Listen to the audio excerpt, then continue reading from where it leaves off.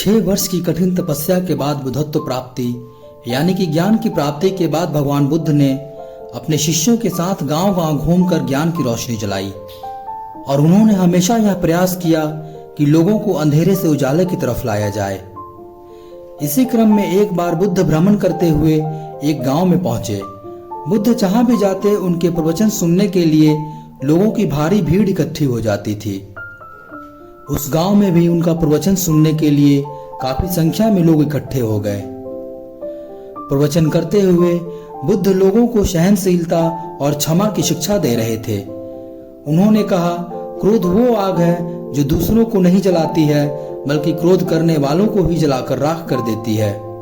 इसलिए क्रोध का त्याग करें और क्षमाशील बने। प्रवचन सुनने वाले लोगों में एक ऐसा भी व्यक्ति बैठा हुआ था जो बहुत ही क्रोधी स्वभाव का था। बुद्ध के ये शब्द सुनकर वह खड़ा हो गया और तेज आवाज में बोला, मैंने ऐसा पाखंडी भिखारी कभी नहीं देखा जो अपने स्वार्थ के लिए गांव में भ्रामक बातें फैला रहा है। तुम्हें शर्म नहीं आती? बुद्ध ने उसे सुना लेकिन जवाब में कुछ भी नहीं कहा। वह पहले की तरह शांत बने रहे।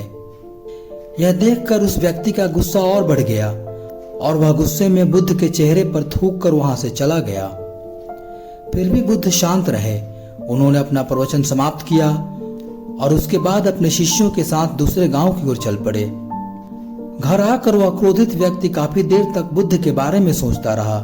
जैसे जैसे उसका गुस्सा शांत होने लगा, उसने बुद्ध के साथ जो कहा और किया उसके बारे में सोचकर पश्चाताप करने लगा। वह तुरंत उस स्थान पर वापस गया जहां बुद्ध अपना प्रवचन दे रहे थे, लेकिन उसे वहां के लोगों से पता चला कि बुद्ध कब के यहां से चले गए हैं। उसने सारी रात खुद को कोसते हुए काटी। अगले दिन वह बुद्ध की तलाश में पड़ोसी गांव में गया।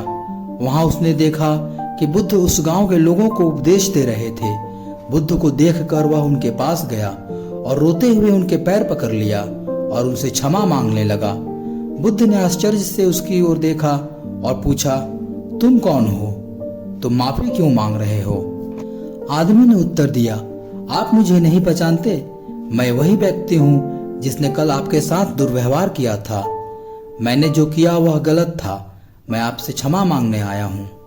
बुद्ध ने करुणापूर्वक कहा, तुम जिस कल की बात कर रहे हो वह बीत चुका है। मैं उस कल की सारी घटनाओं और बातों को छोड़कर आगे बढ़ गया हूँ। अब मैं वर्तमान में हूँ। तुमने जो कल किया उसका तुम्हें पश्चाताप हो गया है।